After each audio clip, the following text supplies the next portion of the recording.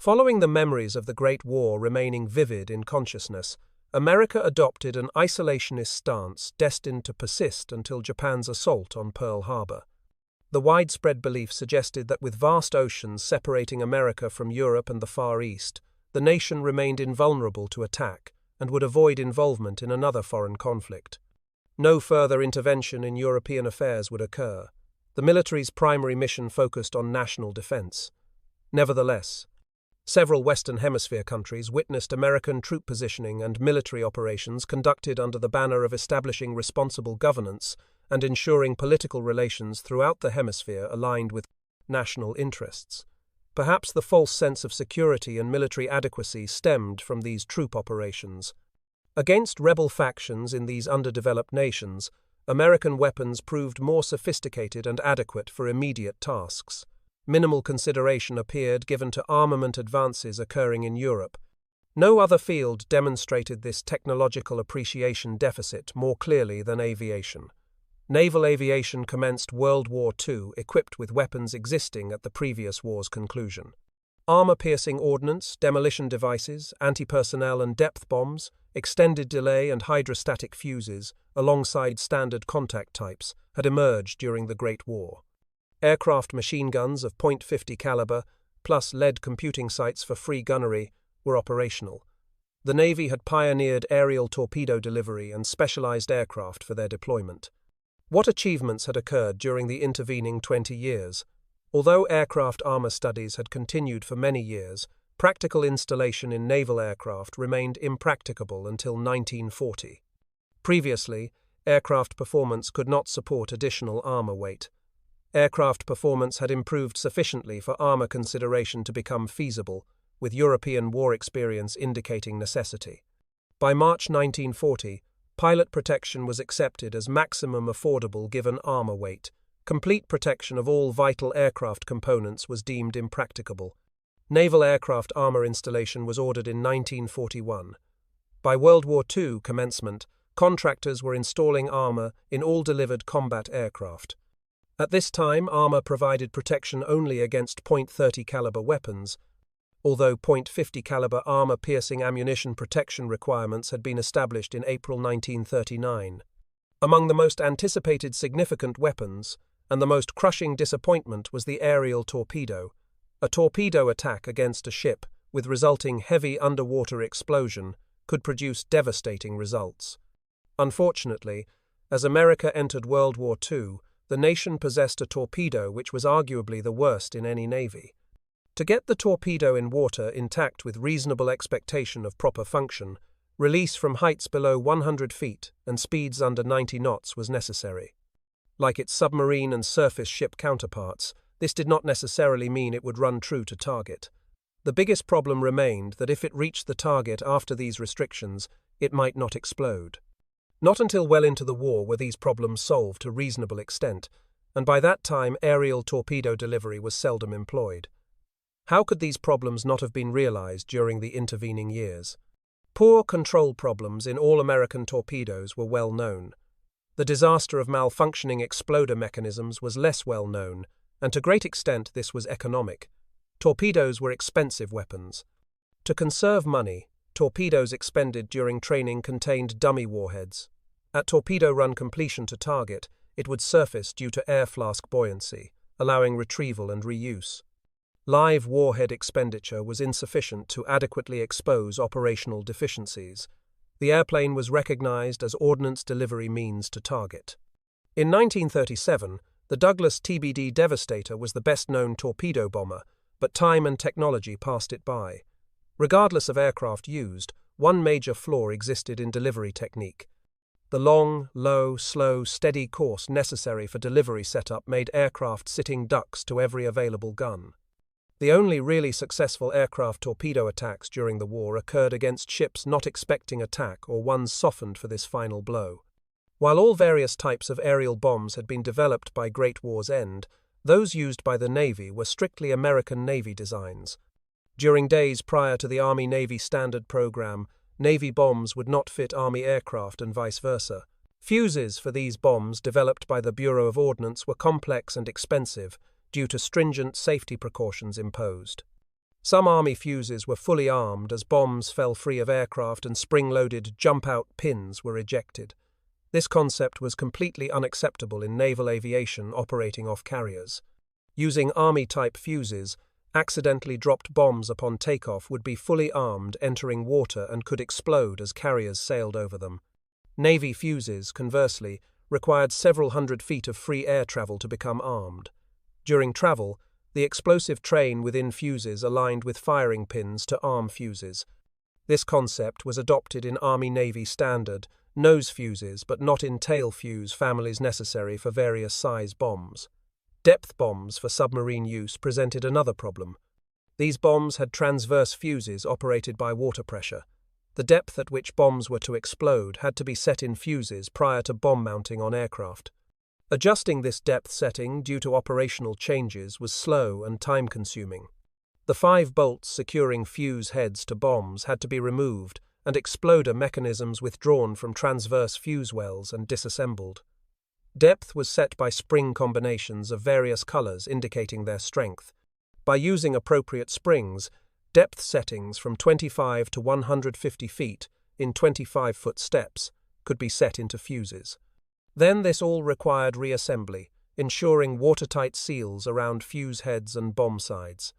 As America entered World War II, tail hydrostatic fuses were being introduced which could be set by turning depth setting knobs on fuse sides. Once airborne, though, no way existed to change depth settings on any fuses. During the war's latter part, depth bombs with contact nose fuses were employed against caves for their blast effect, which was much greater than general-purpose bombs of same weight.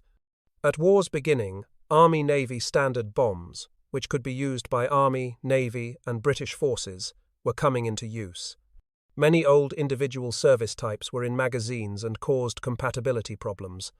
Where similar types existed in both services, standard designs were adopted. The Navy retained its 1,000 and 1,600-pound armor-piercing bombs with Navy tail fuses for use against capital ships and other heavily reinforced targets. Both of these could be carried by SBD Dauntless dive bombers. The introduction of heavily armored aircraft by Germans during Great War's closing days made rifle-caliber machine guns obsolete as aerial weapons. America was among the first to realize this change. General John Pershing, Commander-in-Chief of the American Expeditionary Force, was among the first to see that lightweight rifle-caliber bullets would be ineffective against armored aircraft. He immediately directed that development begin on machine guns having bores of at least 1/2 inch. By the late 1920s, the Browning .50 caliber machine gun was developed into successful weapons, capable of firing 1,000 rounds per minute. Then, practically all machine gun development ceased in this country. This was partly due to funding lack, but even more a result of peaceful lethargy settling over this country after the war. After all, who was going to penetrate ocean barriers? Large-caliber machine guns were considered weapons for special objectives, such as balloons and other targets to be engaged at altitudes below 20,000 feet, while rifle-caliber guns would be used by high-flying aircraft against similar aircraft. Development was slow, and .50 caliber guns were used only experimentally until 1937. Normal gun installations during years between wars consisted of 1 or 2 .30 caliber guns firing forward and one of same type gun firing aft. To illustrate the lack of appreciation for gun power, the TBD-1 was delivered in 1937 with a single .30 caliber forward-firing gun. Some defense while slowly flying down gun barrels of battleships. With the introduction of the F-3 in 1938, .50 caliber guns began installation, but they were all mounted on forward fuselages and had to be synchronized to fire between revolving propeller blades. In many cases, early use of .50 caliber guns resulted in mixed batteries of 1.50 and 1.30 caliber gun. Not until the introduction of the Brewster F-2A1 Buffalo in spring 1940 were free-firing .50 caliber machine guns installed in American Navy fighter aircraft wings. Even then, armament consisted of a pair of synchronized .30s in cowls and .50 caliber guns in each wing. In August 1940, with delivery of the first Grumman 4F3 Wildcat, the Navy finally received aircraft with 2 .50 caliber guns in each wing. The idea of synchronized guns was hard to abandon. The SBD, delivered in 1940 with two .50 caliber guns, continued to have this installation until production terminated in 1944. Even the Grumman TBF-1 Avenger entered service in 1942 with synchronized .50 caliber guns. Synchronized gun installations had many problems both in maintenance and operation. Ammunition had to be manufactured with closer tolerances than for use in other machine guns or rifles. While settings varied from aircraft to aircraft, disadvantages and problems with installations were similar. Basically, guns would fire while selected propeller blades were in line with gun bores. By the time projectiles reached rotating propeller planes, blades had moved out of the way. This was a major operational problem. Pilots had to ensure engines were turning fast enough for blades to be out of the way, but not too fast or next blades would be struck. All of this careful timing was controlled by rather simple mechanical systems. Engine-driven cams, through cam followers, imparted pulls on wires which snaked their ways up to guns.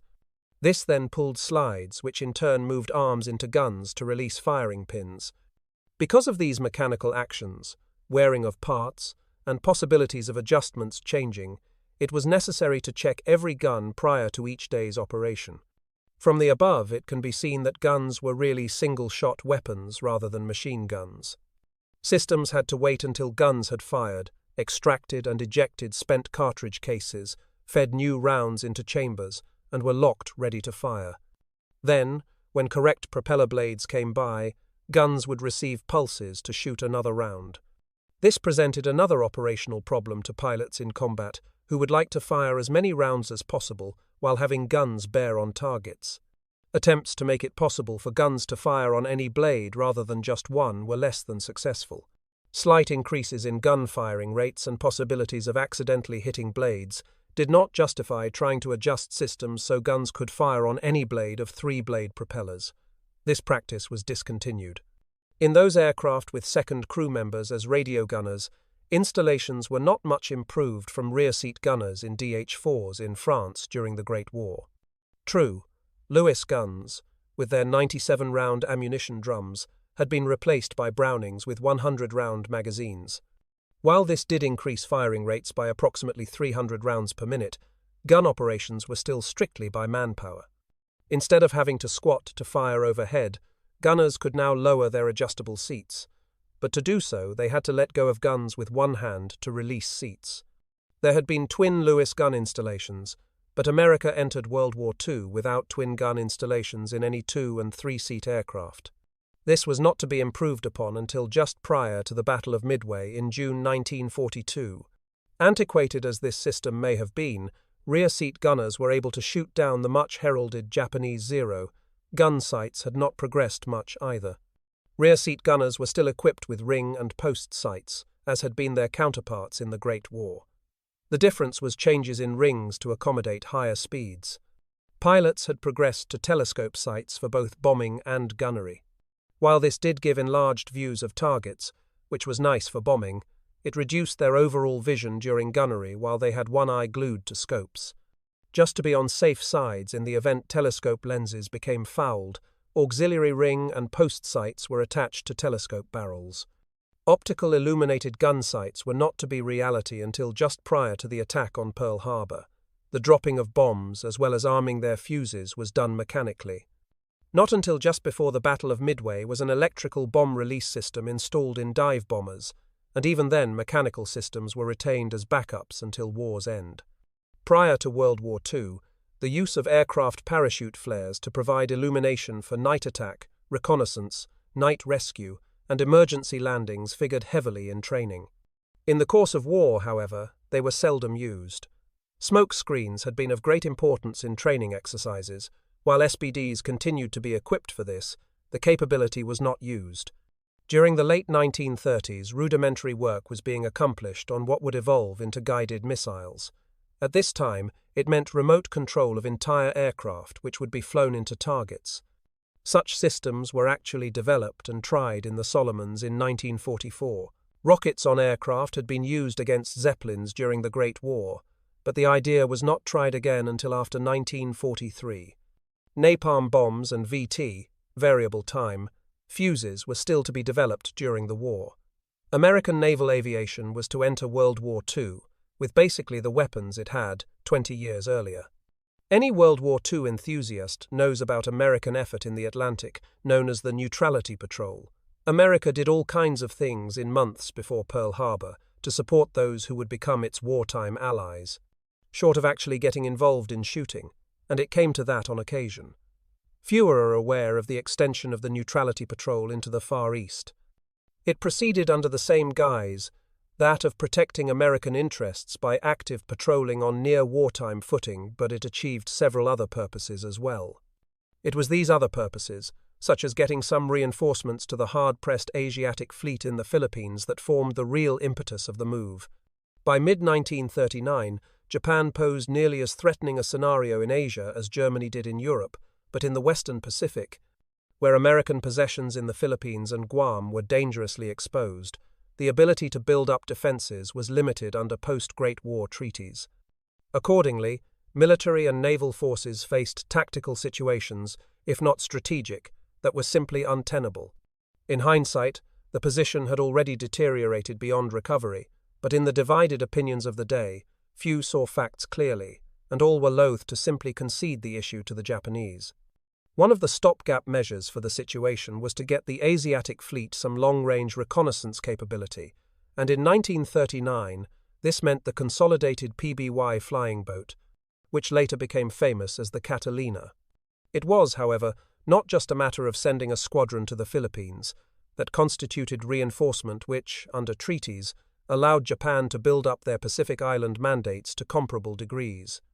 It was Germany's invasion of Poland on September 1, 1939, that gave President Roosevelt another option and, always looking for ways to put the Navy into the limelight, he created the Neutrality Patrol to monitor and oversee the security of American sea approaches in the Atlantic Ocean. It was only a slight stretch of imagination to extend the idea to the Philippines, and orders went out to the Pacific Fleet as well to provide forces to establish the Neutrality Patrol in the Far East. Thus, it happened that the Asiatic fleet received a squadron of flying boats in September 1939. At Pearl Harbor, swift action was the order of the day. The squadron selected would have to make heretofore unprecedented massed flights across the Pacific from Hawaii to the Philippines. The image that this evoked in 1939 was something akin to launching space shuttles in 1991 and should not be understated. The aviators were more than anxious for chances to prove themselves and their planes. Long-distance flights by bombers and flying boats were often in the news in those days, and Pan American Airways had recently established its commercial flying boat passenger service across the Pacific. But squadron-sized transpacific flights on short notice were still tall orders for the 1939 Pacific Fleet. It had never been done before. Patrol Wing 2, with headquarters at Pearl Harbor's Ford Island Naval Air Station, selected their newly arrived patrol squadron, VP-21, for the assignment. VP-21 had just completed re-equipment with the -4 model PBY, the most advanced flying boat in Navy service at the time, and it was best suited for the short-fused movement to the Far East. The squadron personnel were assembled in hangars on Ford Island, told of the deployment, and sworn to secrecy. Swaps with men in other squadrons were quickly arranged, bags packed, airplanes loaded, and VP-21 took off on the morning of September 19th for the Philippines. Carefully planned to maximize daylight and avoid nighttime landings in unfamiliar harbors, the first stop was at Midway Island, where they gassed at the Pan Am base and spent the night. When readying for takeoff the next morning, one plane had to be left behind with a bad engine. They spent 2 nights at Wake Island, then hopped onward to Guam, and another 2-night layover.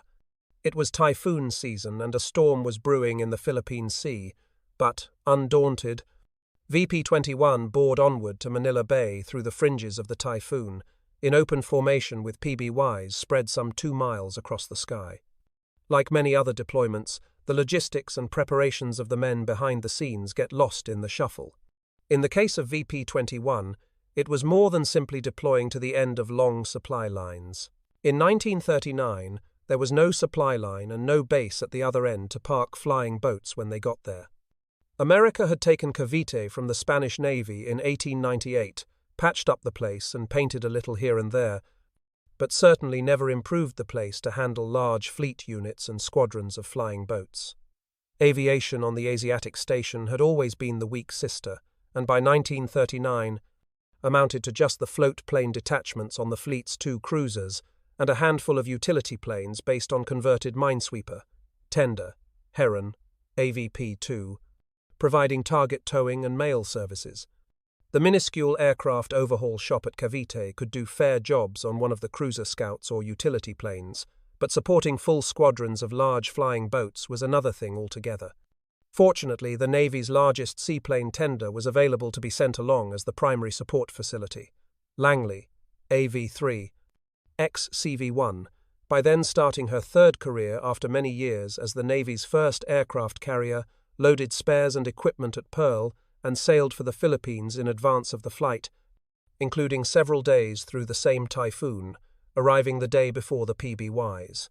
She had laid out mooring buoys and was ready to refuel and service the big planes upon their arrival. But Langley was really only Band-Aid type fixes. Days and hours anchored in tropical waters contribute to quickly multiplying marine growth on aluminum aircraft hulls, impairing performance in the air. The tender could hoist 1 plane onto her well deck for major servicing. Only the small Pan Am seaplane ramp at Cavite allowed 2 or 3 more of the PBYs to be pulled out of the less than pristine waters of Manila Bay.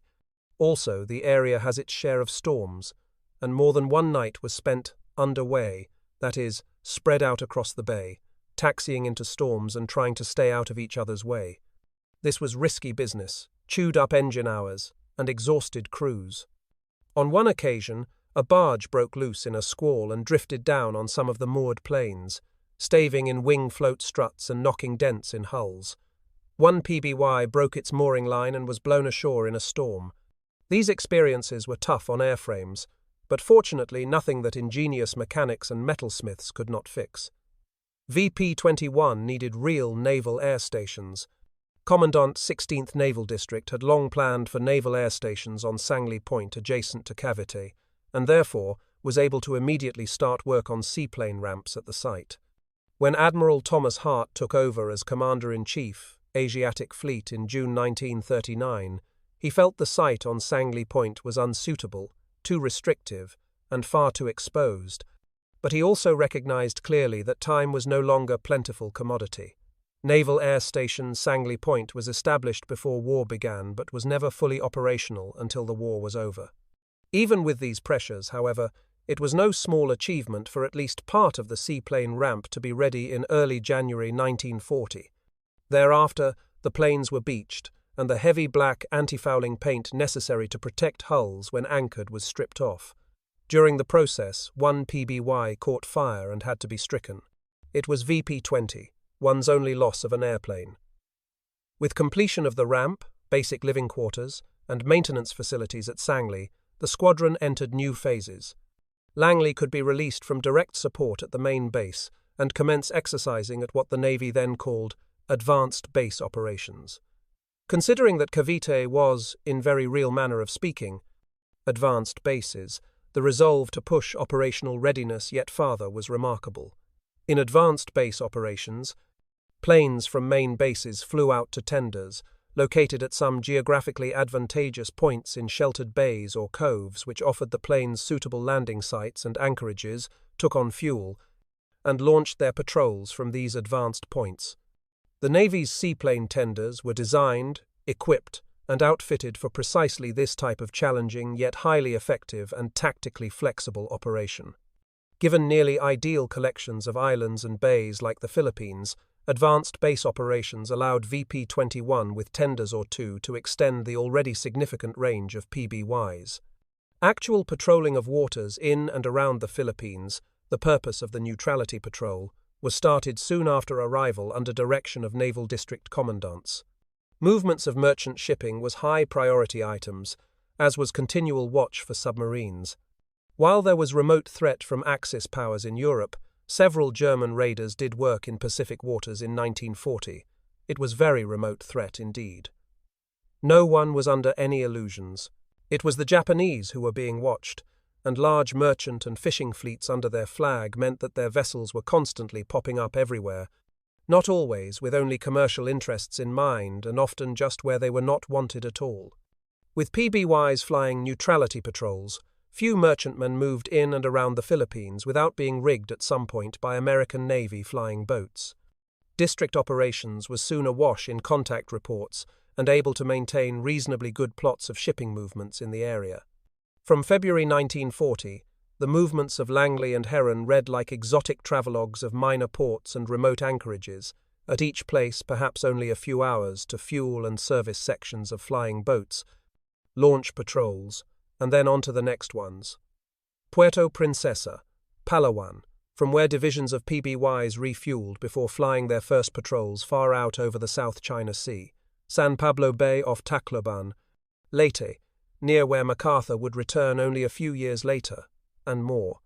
To get feels for what his new flying boats could do, Admiral Hart himself signed on for patrols from the southern islands toward the Japanese base at Truk in the Carolines. It turned out to be nothing to report patrols, but the Admiral had better views of his forces and their capability.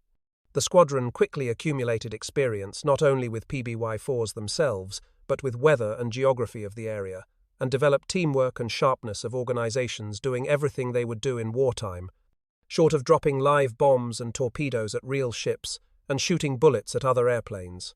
But this was the limit of objectives of the Neutrality Patrol in the Pacific, and the spin-off benefit was increased operational capability and readiness of the Asiatic fleet.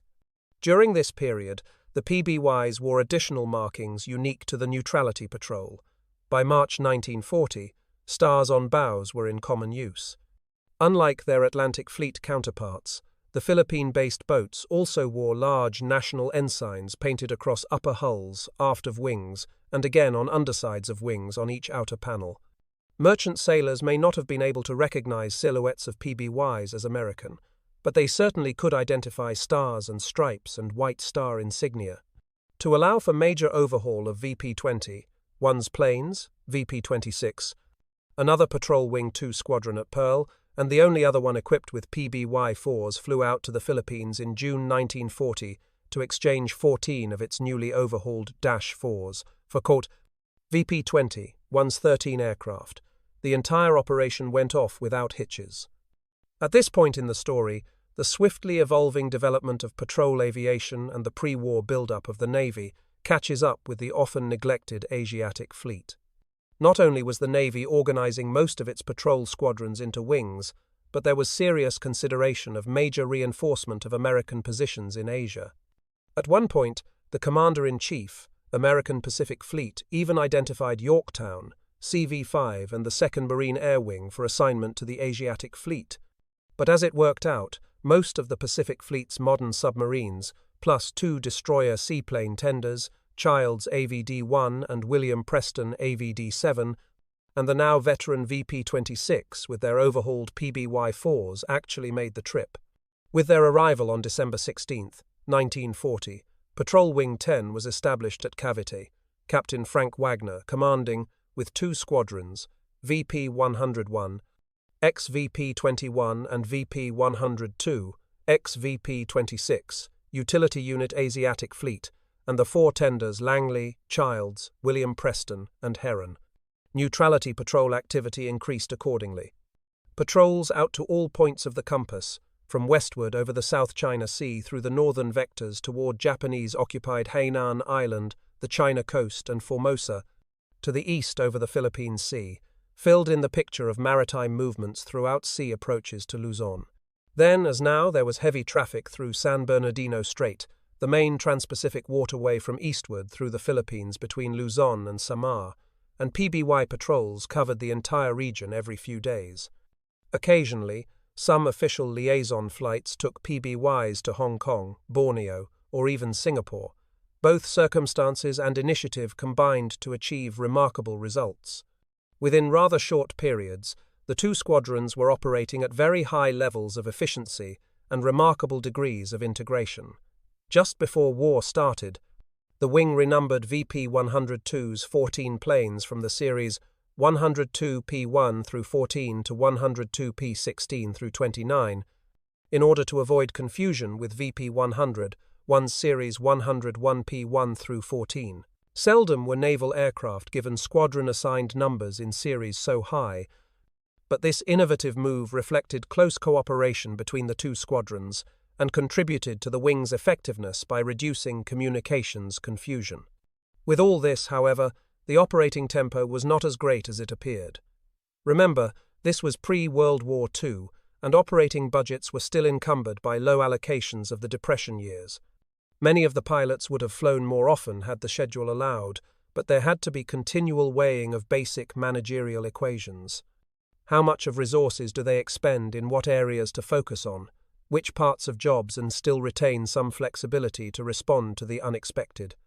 It was no simpler then for Captain Wagner than in 1991 for General Norman Schwarzkopf.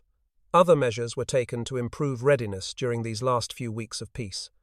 The PBYs were cycled through shops in pairs for minor maintenance and repair. When possible, engines with high hours were changed to maximize operational flexibility. The fabric on wings was changed and other details attended to. It is an indication of the prudence of those sailors working under great pressure that when war came, the last pair, 101P13 and 101P14, were nearly completed. On Luzon, with feelings of being virtually surrounded by the Japanese, the southern route to the Dutch East Indies and Australia seemed very vulnerable to Japanese thrusts into the Celebes Sea from the Mandates.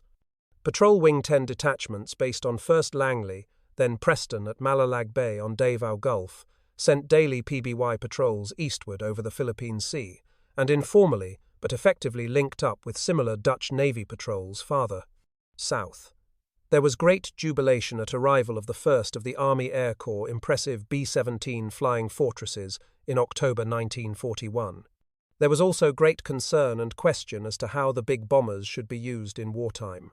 Short of that, they clearly added to reconnaissance resources, and their greater speed and higher altitude performance made them most suitable for northern sectors flying up to the Formosan coast and beyond. The Army was promptly assigned these sectors and used their bombers to good effect. But the Army came without any pretext of neutrality patrol. Their job was reconnaissance in advance preparation for strategic bombing, and they were very serious about it. One interesting special mission directed by Washington was photo recon flights to the Spratly Islands located in the South China Sea. The Spratlys did not really amount to any more then than now, but there was perceived potential for surreptitious use by enemies, and so orders came for the wing to scout the islands and report. The pilots were briefed for the worst, and would not have been surprised to find Japanese fighters over the islands upon their arrival. In this event, lone PBYs flew over and took batches of photos that revealed no activity at all. The photos were sent by Army bombers onward to Washington, and the matter was closed. With Japanese occupation of French Indochina in July, the western sectors became very sensitive, but only from about mid-November were they extended to actually come in sight of the Indochina coast. The PBYs, of course, were watching for Japanese shipping movements along the coast. This was not difficult in itself, but questions on everyone's mind were how long the Japanese fighter planes would allow the PBYs to continue. Many patrols during this period encountered fighter planes, and some even made passes on the flying boats that were much like attack runs. Captain Wagner's metaphor was one of two stiff-legged dogs meeting each other in alleys. The fight had not started, but the lines were being drawn ever more sharply. PBYs sighted 20 transports in Cameron Bay on December 2nd. The next day's patrol counted more than 50, with cruisers and destroyers in support. On the third day, the patrol reported the harbour empty. Within 48 hours, British and Australian planes from Malaya had sighted the invasion convoys steering across the Gulf of Siam. On Sunday evening, December 7th, 1941, the same day that would in a few hours dawn so abruptly in the mid-Pacific, the last PBYs returned from their patrols after dark.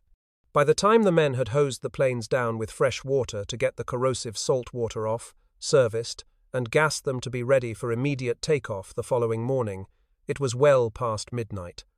Only 2 hours later, the staff duty officer in the Asiatic Fleet headquarters on the Manila waterfront was handed flash messages originated by Patrol Wing, 2 headquarters at Ford Island. Air raid on Pearl Harbor. This is no drill. The Neutrality Patrol's work was finished. At about 7:57, Coast Guard Lieutenant Frank Erickson, the aviator assigned to the cutter Taney, and Naval Air Station Pearl Harbor's duty officer that morning, who had been in the process of seeing to morning colors, heard the sound of two heavy explosions, probably bombs dropped by the first Vals bombing the VP-22 hangars and patrol aircraft arrayed on the ramp. He looked out just in time to see Cates fly past 1010 dock and launch torpedoes at the nearby battleship California BB-44. Soon thereafter, Captain James Shoemaker, the Naval Air Station commanding officer, having heard the explosions, telephoned Erickson demanding, "What the hell kind of drills are you pulling down there?" As the Japanese attack descended, like thunderclaps, dispatches soon emanated from Ford Island. Air raid Pearl Harbor. This is no drill. At that moment, American naval aviation assets on Oahu under Rear Admiral Patrick Bellinger, commander, Patrol Wing 2 and Carrier Task Force 9, consisted principally of 33 PBYs, -3s and -5s from 4 squadrons, VPs 21, 22, 23, and 24 at Pearl, and 36 PBY-5s from VPs 11, 12, and 14 at Kaneohe. Over at Iwa, under the commanding officer of MAG, 21, sat VMSB 230, 7 spare SB-2Us left behind when the squadron deployed on board Lexington CV-2 bound for Midway. VMSB 230, 2s 23 SBD-1s and 2s and 11 4F-3s from VMF 211. At both Navy and Marine air facilities there sat the usual utility planes, the target towers, and transport aircraft that the irreverent usually called various junk, VJ, 31 at Pearl, 1 at Kaneohe, and 8 at Iwa. Fortunately, no aircraft carriers lay in port that Sunday. From the moment the first bomb exploded on Ford Island, the officers and men at both naval air stations battled back with any means at their disposal. Men grabbed rifles or improvised machine gun mounts and fired at the attackers, sometimes from the rear cockpits of Grumman J-2F Ducks, heedless of their personal safety. At Kaneohe, ACOM John Finn and RM-2C Robert Peterson mounted .50 caliber machine guns on instruction stands and blazed away at whatever Japanese planes came within range.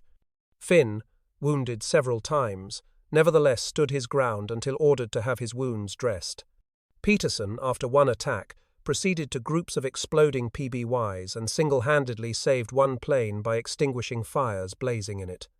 Finn, meanwhile, although still in pain, hobbled back to the squadron area after his wounds had been attended to and supervised the rearming of returning PBYs. For their heroism that morning, Peterson received the Navy Cross and Finn the Medal of Honor. In addition, the tenders attached to the patrol wings, ranging from Curtiss AV-4, Tangier AV-8, and Avocet AV-P-4 moored off Ford Island, and McFarland AVD-14, Thornton AVD-11, and Hulbert AVD-6 at the submarine base, Taz had added to the barrage put up in the face of the attacking Japanese. Over at Iwa Mooring Mast Field, Marines possessing little more than rifles and small arms fired back at the strafing Japanese planes that destroyed or heavily damaged every aircraft on the mat. Soon after the first bombs exploded near VP-22's hangar, Commander Ramsey's search plan was promulgated.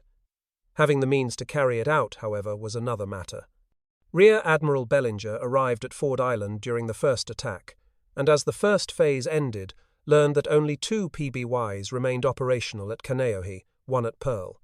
He ordered the 2 from Kaneohe to patrol to the northwest of Oahu, but wreckage, fires, and damaged planes prevented the only operable PBY on Ford Island from getting aloft. He also ordered available utility aircraft to look for the Japanese. The second wave of Japanese planes, however, attacked both stations, and while the plane at Pearl miraculously escaped destruction, the 2 Catalinas at Kaneohe did not. Commander Nefla McGuinness, Commander Patrol Wing 1, at Kaneohe, unable to send them out to cover the west-northwest sector, instead diverted 2 airborne PBYs, one of which was Ensign Tanner's, to cover the sector in question. As the Japanese onslaught swept over the naval aviation facilities on Oahu, Enterprise's inbound aviators soon began encountering the enemy. Zeros attacked Lieutenant Commander Howard Young, Enterprise's Air Group commander, and his wingman, Ensign Perry Teef, near Iwa. They evaded the Zero but had to weather storms of friendly anti-aircraft fire to reach Ford Island. There, Young and his passenger, Lieutenant Commander Bromfield Nicol, Vice Admiral Halsey's tactical officer, headed by car and boat to the headquarters of Admiral Husband Kimmel, Commander-in-Chief, American Pacific Fleet, at the submarine base. Sadly, however, not all of the SBD pilots enjoyed such good fortune. Zeros overwhelmed Lieutenant Clarence Dickinson and Ensign John McCarthy, American Navy Reserve, who probably arrived near Awa soon thereafter, and shot both Navy flyers down. Both pilots bailed out and survived. Dickinson began minor odysseys by foot and car to reach Ford Island, and McCarthy suffered broken legs while trying to get out of the tree into which he had parachuted. Their respective passengers, RM-1C William Miller and RM-3C Mitchell Cone, died. Zeros off Barber's Point likewise attacked Lieutenant Junior Grade Frank Patriarca and Ensign Walter Willis, American Navy Reserve. Patriarca managed to evade his antagonists, radioing warnings to Enterprise that the Japanese were attacking Pearl, but enemy fighters shot down Willis's SBD, annihilating him and his passenger, Coxswain Fred Ducolon. Patriarca searched in vain for Enterprise, and later ended up at the Army's Burns Field on Kauai. Ensign Fred Weber, American Navy Reserve, had become separated from his section leader, Ensign Manuel Gonzalez, during the course of their search, thus leaving Gonzalez alone to encounter 6 VALs from Shokaku and Zuikaku, rendezvousing approximately 10 miles from Kana Point to return to their ships. As the enemy planes approached, Gonzalez radioed at about 8:33, "This is 6B-3, an American plane. Do not shoot." Some pilots heard him instruct his passenger, "Stand by to get out the rubber boat," but no one ever saw Gonzalez, nor his passenger. RM-3C Leonard Kozelek, again. Lieutenant Wilmer Gallagher, VS, 6's executive officer, whose wingman, Ensign William West, American Navy Reserve, had inoperative radios, had heard Patriarca's voice over the radio and then Gonzalez. Seeing the heavy black smoke and anti-aircraft fire spattering the sky over the harbor, convinced Gallagher that something was dreadfully wrong. Also approaching Barber's Point shortly after 8:30 was VS, 6's commanding officer, Lieutenant Halstead Hopping, who had become separated from his wingman, Ensign John Vogt, American Navy Reserve, when Hopping had gone down to scrutinize the Honolulu-bound tanker SS Pat Doheny off Oahu. Hopping, too, had heard Gonzalez's message, and after he saw Awa under attack, reported that Pearl was being attacked by Japanese planes. Then he, too, flew through storms of anti-aircraft fire over Pearl to land at Ford Island. Indications are that Ensign Vogt, meanwhile, had encountered VALs passing Awa during its retirement from Pearl, and after brief dogfights, collided with him. Vogt and his radio gunner, RM-3C Sidney Pierce, bailed out, but both died when they slammed into trees after their parachutes did not fully deploy. Seeing the anti-aircraft fire in the sky over Pearl, Ensign Edward Deacon, American Navy Reserve, and Ensign Wilbur Roberts, American Navy Reserve, sought safety at Hickam Field. However, eager but inaccurate gunners at Fort Weaver and the Fleet Machine Gun School shot down Deacon's SBD. Ditching in the shallows off Hickam, Deacon and his wounded radioman, RM-3C Audrey Coslet, were picked up by Army crash boats. Roberts, meanwhile, landed at the bomber base without further incident. Lieutenant Commanders Young and Nicol, meanwhile, reached Admiral Kimmel's headquarters. After they had reported and informed those they found there that other planes were trying to get in too, the Commandant of the 14th Naval District signaled all ships present at Pearl at 8:09, "Do not fire on our planes coming in." In the proverbial heat of battle, though, it appeared that few paid attention. Gallagher and West, after seeing the flak over Pearl, circled between Barber's Point and Awa, where Ensign Weber, having survived brushes with Japanese planes near Kana Point, joined them. Soon Lieutenant Junior Grade Dale Hilton and Ensign Edwin Kroger, American Navy Reserve, and then Ensigns Carlton Fogg and Cleo Dobson, American Navy Reserve, joined up too. For several minutes, Gallagher's flock circled between Awa and Barber's Point at altitudes of 400 to 500 feet, before Gallagher saw Japanese planes 3,500 feet above. Knowing that without armor or self-sealing gas tanks he and his men stood little chance in aerial combat, he led them 5 to 10 miles out to sea to await further developments. Back at Ford Island, VP-20, one's Ensign Theodore Marshall, American Navy Reserve, at the BOQ when the attack started, commandeered squadron trucks.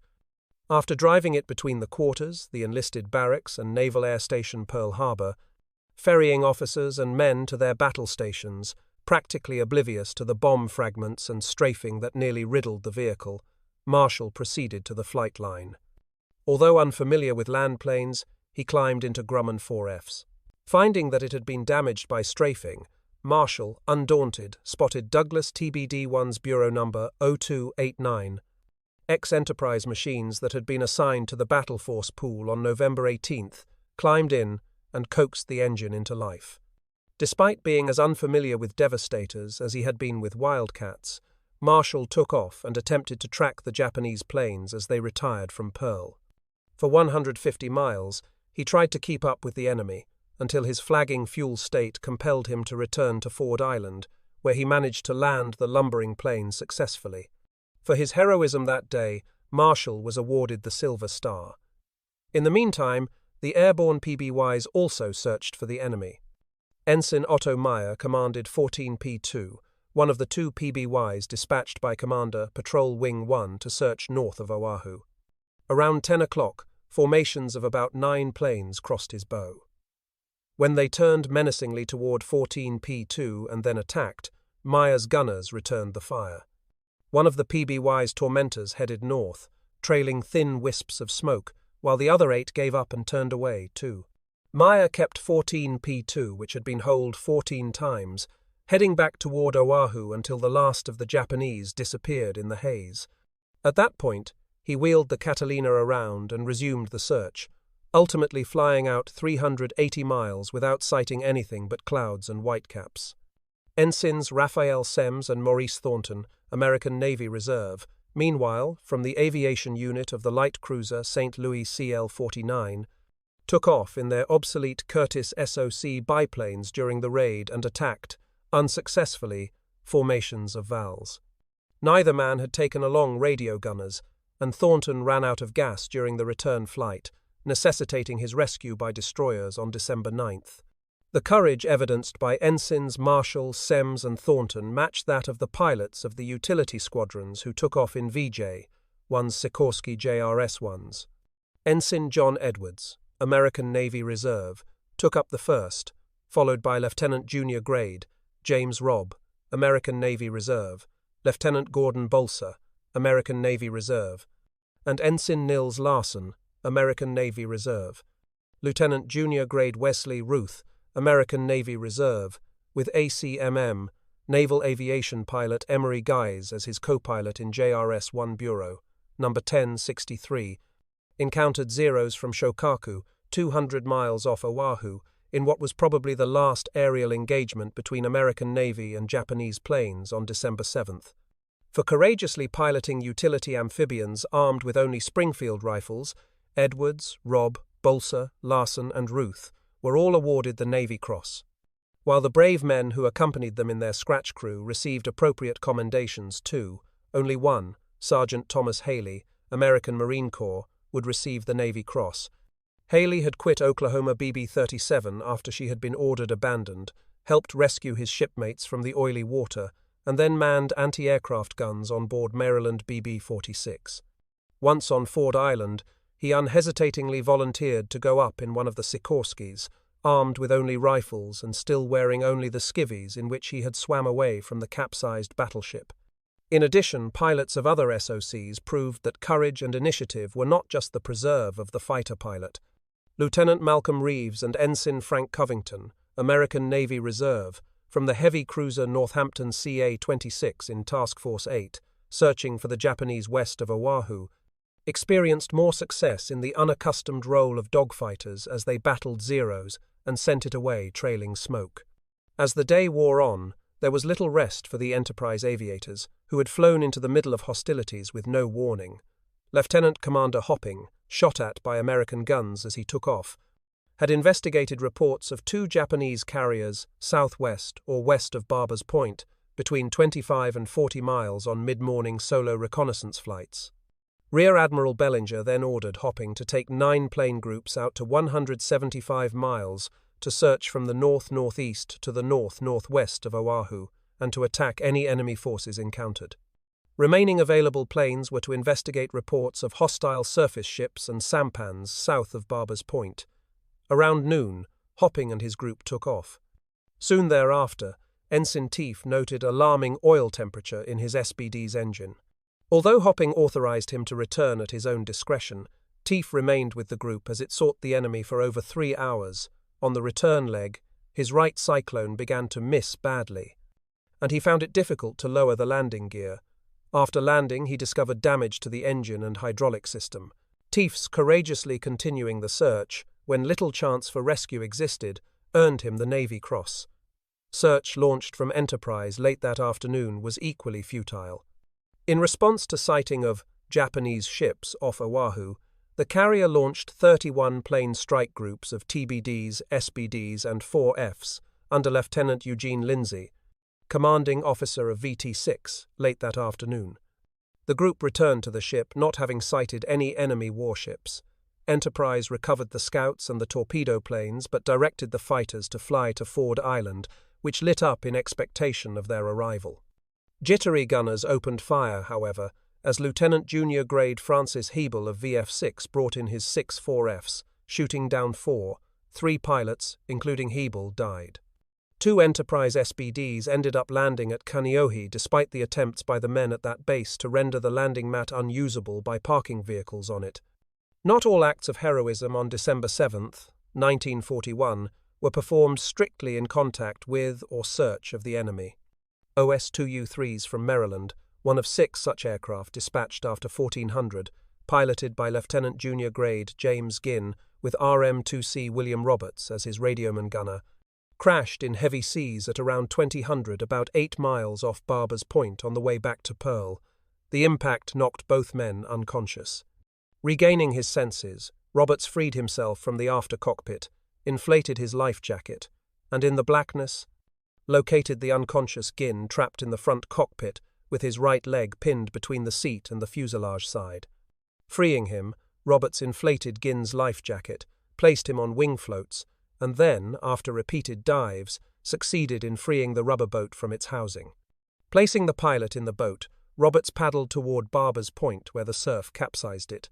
In the turbulent, crashing water, Ginn momentarily disappeared, but after the radio man located him, he dragged him ashore, made him as comfortable as possible, and then hiked inland in search of trucks, no mean feat given the state of tension on Oahu.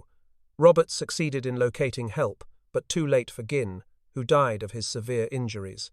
Nevertheless, for his heroic exertions to save his pilot's life, Roberts received the Navy Cross. In the Stygian darkness on the night of December 7, 1941, naval aviators reflected on the tumultuous events of the day. Although surprised by resourceful foes, the officers and men at Pearl and Kaneohe had fought back resolutely, exhibiting their own brand of bravery.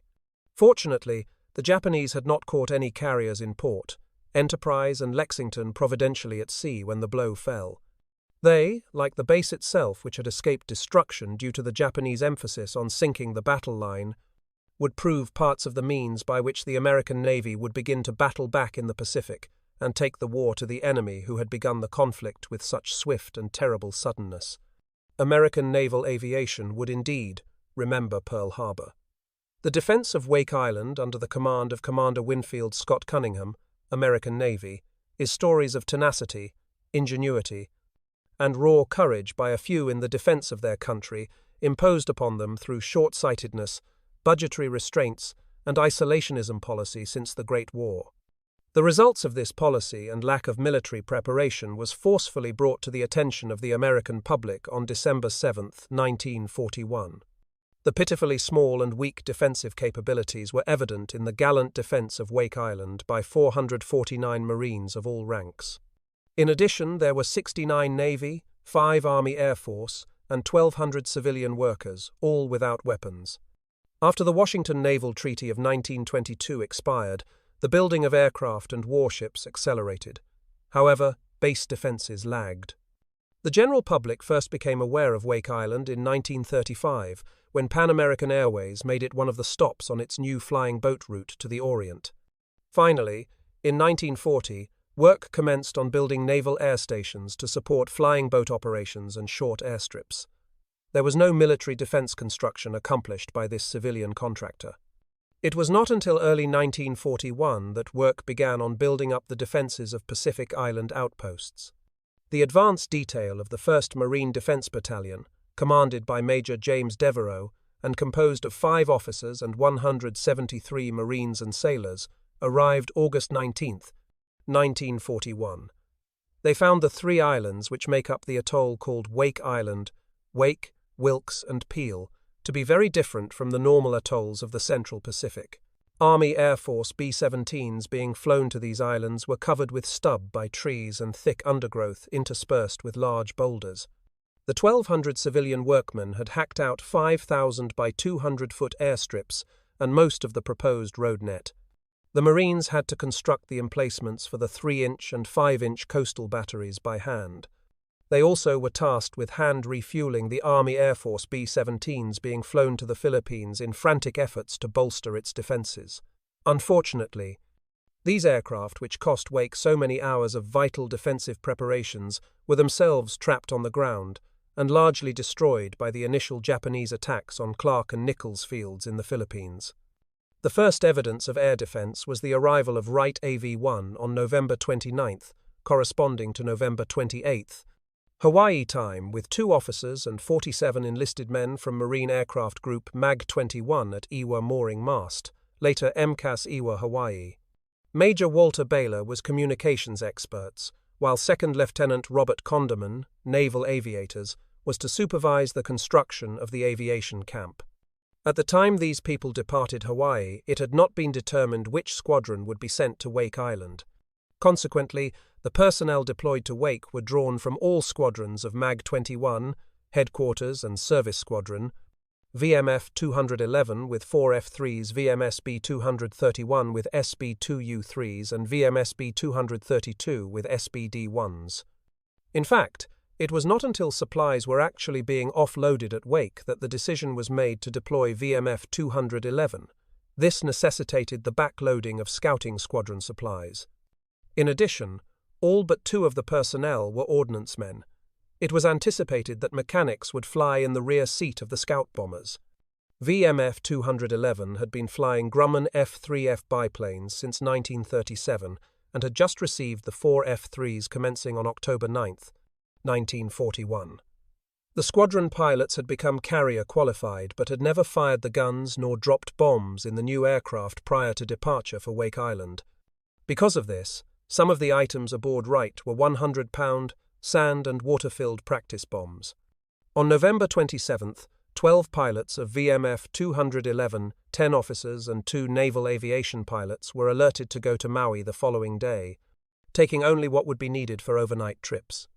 The morning of the 28th they took off and were advised by Major Paul Putnam, squadron commanding officer, that they would land at Ford Island where he was to attend special briefings. Upon returning from the briefing, Major Putnam said, "We are going to rendezvous with the Enterprise CV-6 that is now leaving the harbour with 2 deck-loaded P-40s. We are to observe them try to take off from the deck of the carrier." He further advised them that anyone who could not start his 4F was to be flown aboard in waiting aircraft. This was the first indication that something other than the overnight trip was programmed. After watching the P-40s launch, the squadron was given the blinker signal to land on Enterprise. 11 Squadron 4 F-3s landed with 2nd Lieutenant Holden being flown aboard in TBD torpedo bombers. After landing, they were all shunted down to the hangar deck where they heard War Order No. 1 over the loudspeaker system. This advised that the ship was now en route to Wake Island to deliver VMF 211 and that its scouting planes would sink any Japanese ships sighted and shoot down any aircraft encountered. Of the 11 aircraft brought aboard, 5 did not have guns installed and none had gun sights. The pilots had the clothes they were wearing.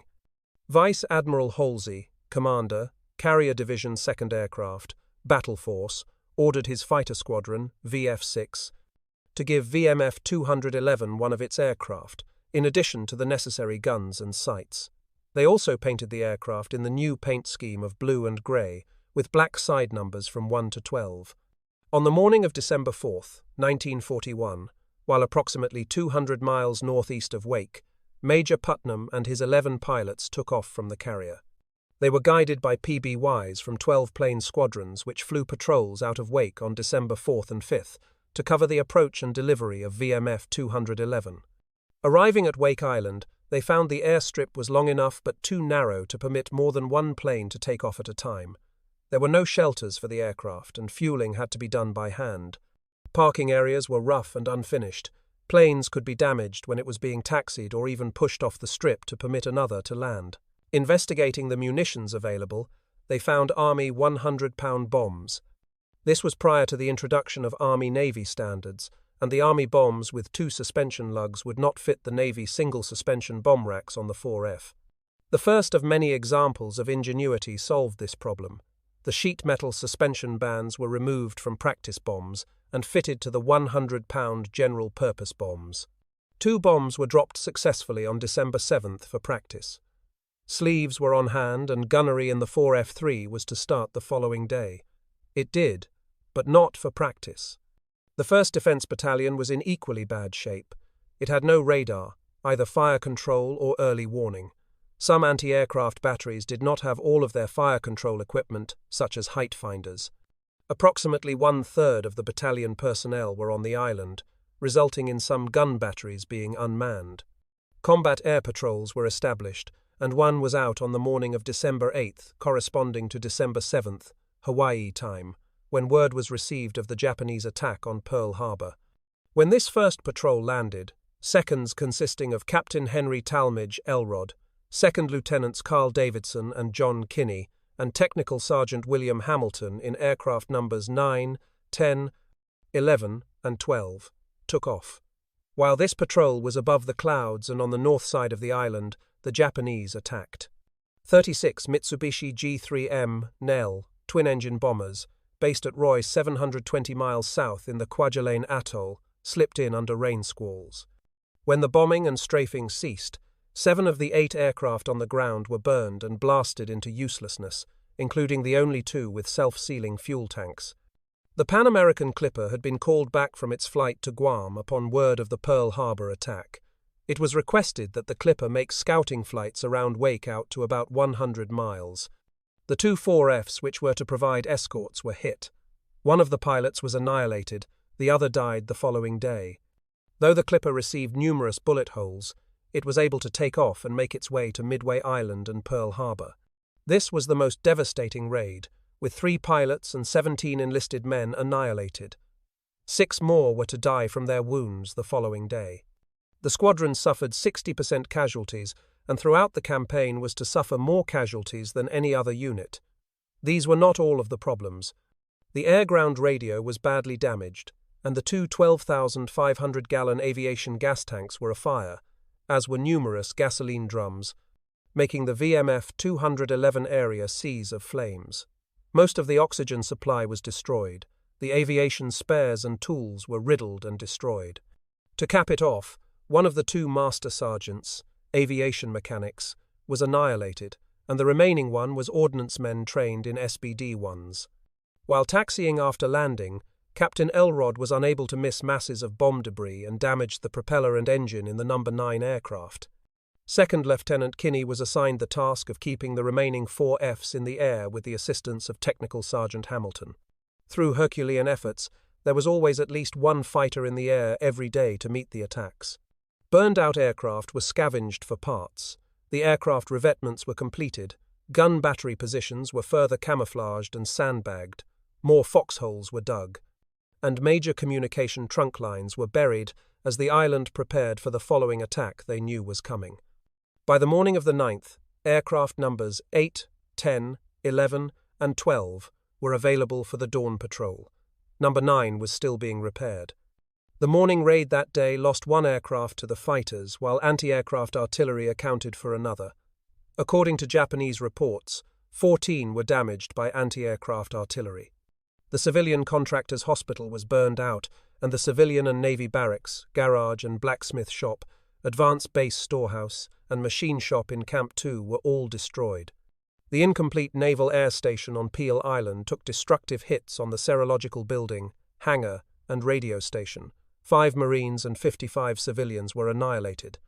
Ammunition was removed from 2 of the reinforced concrete and steel magazines and placed in the open to make room for 2 21-bed underground wards. Both were in operation by nightfall. Revetments were dug down and covered with tarps and timbers to make light-proof shelters so work could be continued through the night. 26 bombers hit the island on the 10th. Investigating the munitions available, they found Army 100-pound bombs. This was prior to the introduction of Army-Navy standards, and the Army bombs with 2 suspension lugs would not fit the Navy single-suspension bomb racks on the 4F. The first of many examples of ingenuity solved this problem. The sheet metal suspension bands were removed from practice bombs and fitted to the 100-pound general-purpose bombs. 2 bombs were dropped successfully on December 7th for practice. Sleeves were on hand and gunnery in the 4F3 was to start the following day.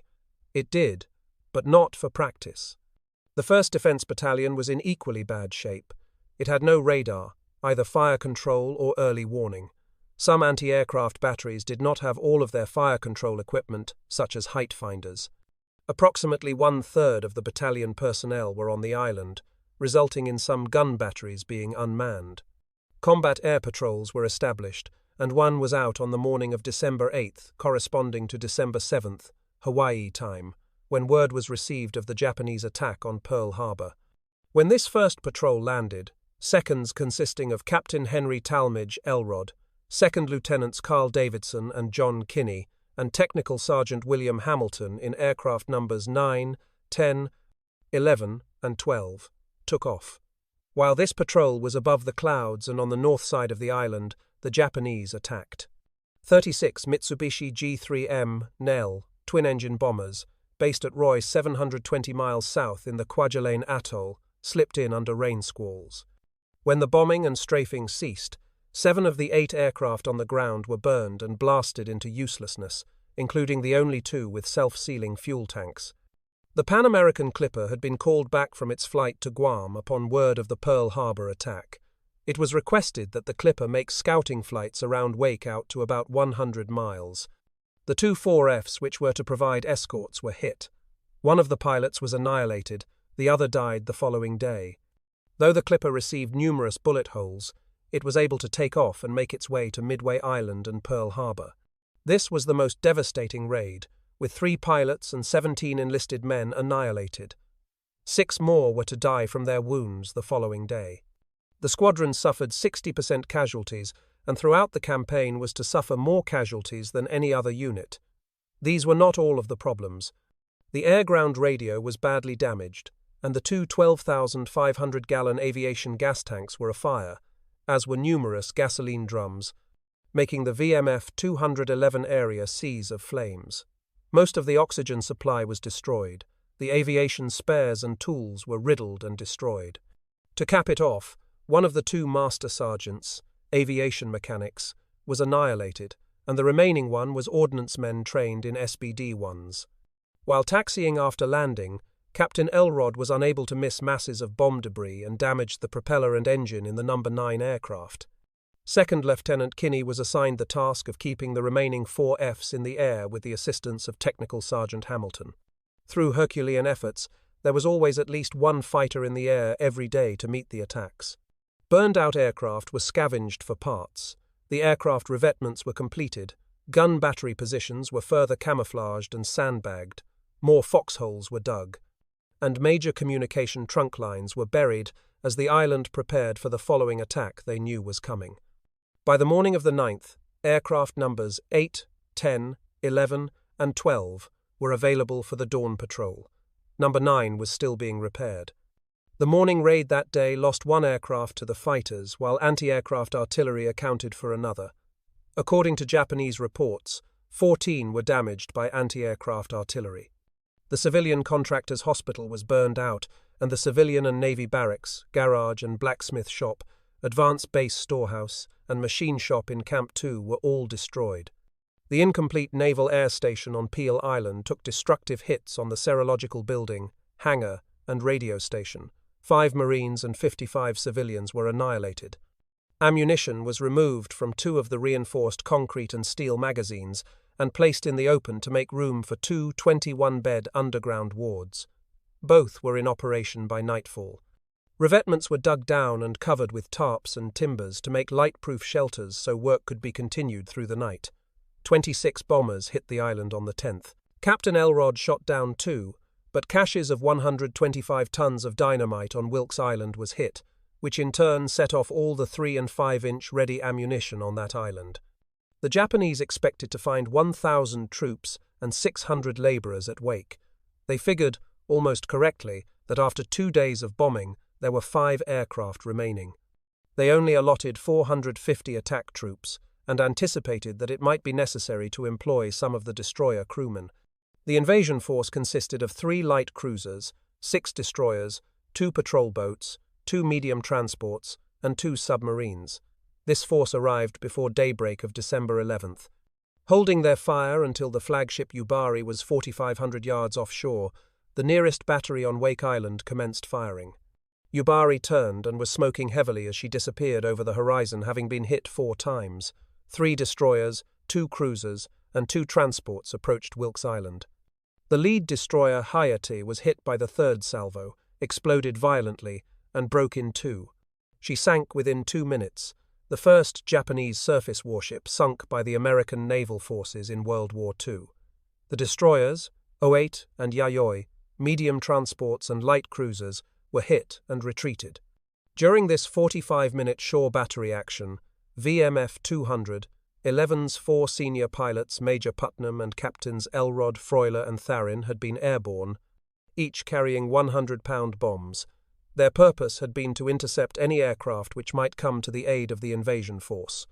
With it in retreat, they bombed and strafed the ships relentlessly. Both light cruisers were hit, as was the Congo Moore, one of the medium transports. The biggest prize was the destroyer Kisaragi, which blew up in mighty explosions. Most sources credit this to bombs dropped by Captain Elrod. As each fighter expended its 2 bombs, the pilot would return to Wake, rearm, and fly out again. During this operation, 20 bombs and 20,000 rounds of .50 caliber ammunition were expended. Anti-aircraft artillery fire from the ships cut the main fuel line in Elrod's aircraft, which was totally destroyed as he made beach landings just short of the airstrip. Bullets pierced the oil cooler and cylinders of Freuler's aircraft, rendering the engine complete losses. Just 4 hours after the landing attempt, 30 bombers attacked. Second Lieutenants Davidson and Kinney sailed into the fight with the 2 remaining serviceable Wildcats. Davidson shot down 2 while Kinney sent the 3rd one home smoking.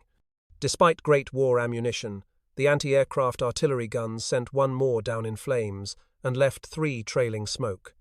Early morning raids on the 12th by 2 4-engine Kawanishi flying boats dropped bombs around the airstrip, but 1 was shot down by Captain Tharin.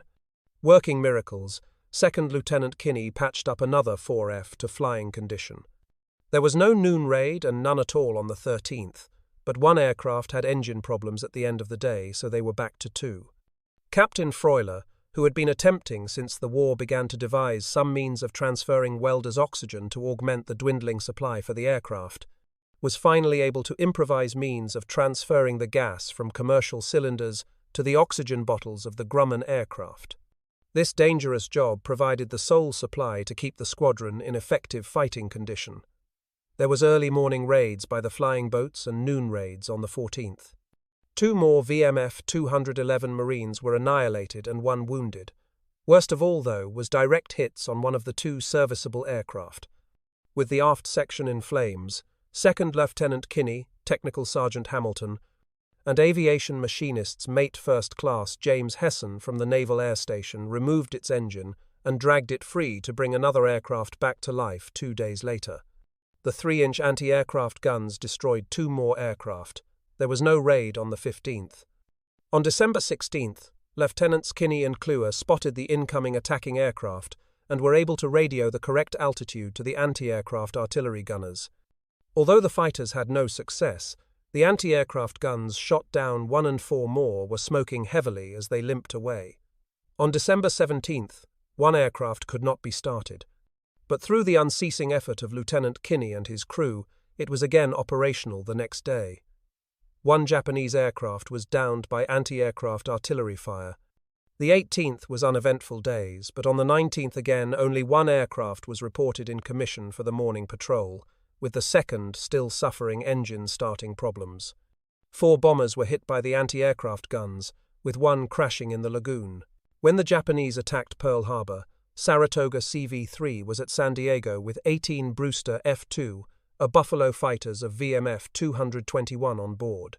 Within 24 hours, the aircraft carrier was on its way to Pearl, where it was to pick up other ships as relief forces to Wake Island.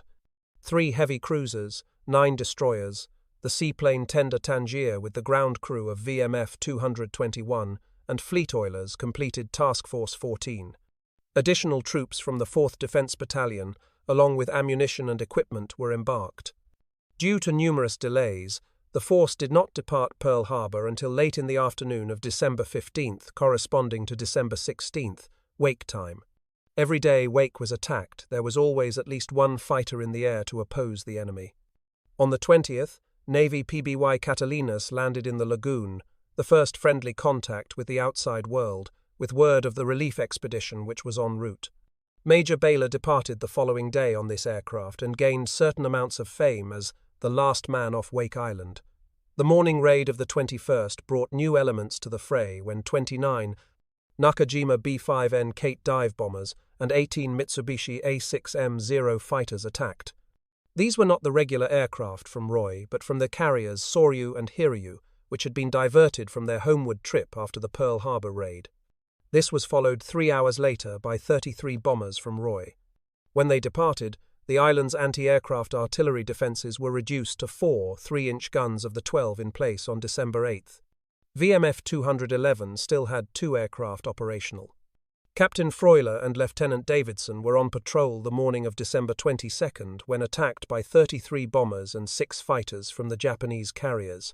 Freuler shot down one Kate, but the flames and fragments damaged his controls. As he tried to maneuver his own plane to the airstrip, he looked for Lieutenant Davidson. Zeros were on his tail, and Davidson was not seen again. Freuler was shot through the shoulder by another Zero and crashed his aircraft on the strip. Wake was without air defense. The surviving members of VMF 211, by now less than 20 alive and unwounded, prepared to take their place as infantrymen. Recent research indicates that the Kate shot down by Freuler was flown by Petty Officer Noboru Kani, the Soryu pilot credited with sinking Arizona BB-39 at Pearl Harbor. This time, the Japanese took no chances.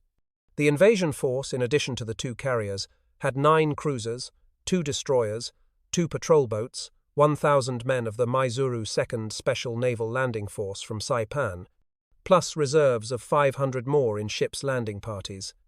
The decision was made during the night of December 22nd through 23rd for the relief expedition to turn back and let the island defenders fend for themselves. At 8 o'clock, December 23rd, the time Commander Cunningham was ordering the surrender of Wake, the relief force was but 425 miles away.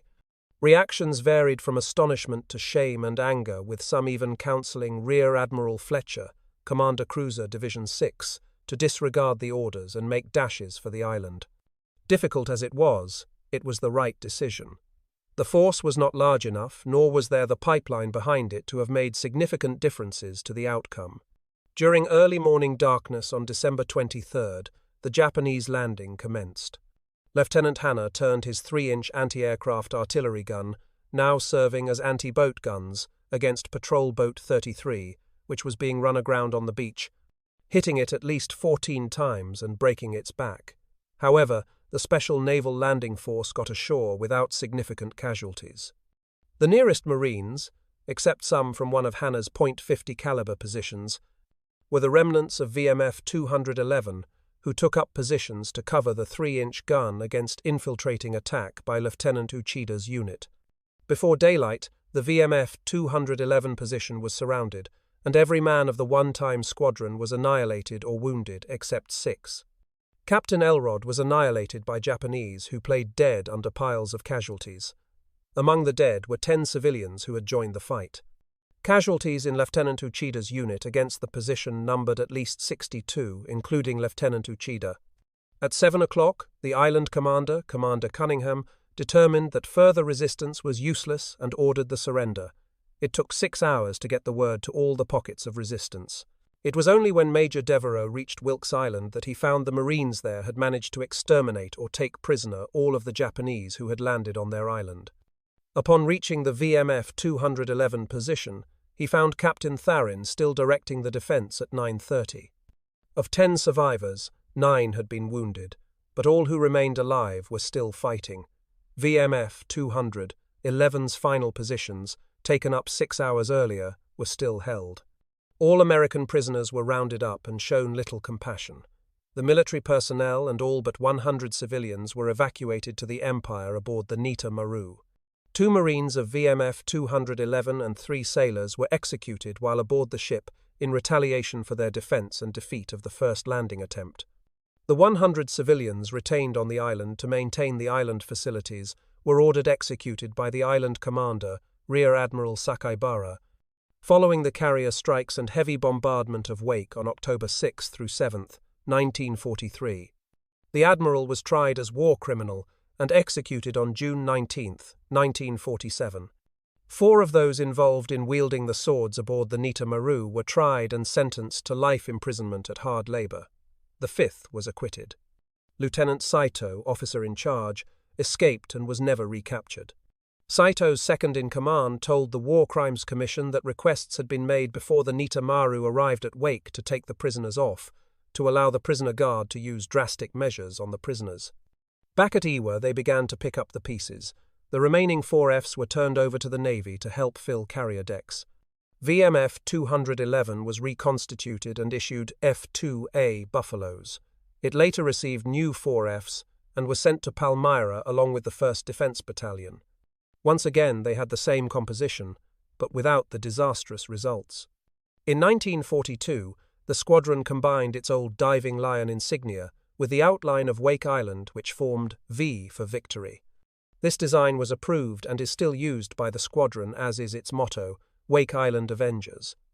With the conclusion of World War II, it was only fitting that the Japanese surrender of Wake Island aboard Levy DD-162 on September 4, 1945, was accepted by Brigadier General Sanderson, American Marine Corps. Then, Captain Sanderson was the first commanding officer of VMF 211 when it was activated in January 1937 as VF-4M. It was at this time the Diving Lion insignia was adopted. Then, Colonel Baylor, the last man off Wake Island, was also the first American to set foot on the island after the war. While it is true that the numbers involved were small, their contribution was great, especially at a time when morale in America was at low points. In their 16 days of heroic action, the defenders of Wake Island produced the following firsts. First, to defeat Japanese landing attempts. First, to sink Japanese surface warships by aircraft. First, to sink Japanese warships by shore battery fire. First joint air-ground defense operation. First 2-engine and 4-engine aircraft shot down. First naval aviator to earn the Medal of Honor in World War II, Captain Henry Elrod, American Marine Corps. First units to be awarded the newly established Presidential Unit Citation.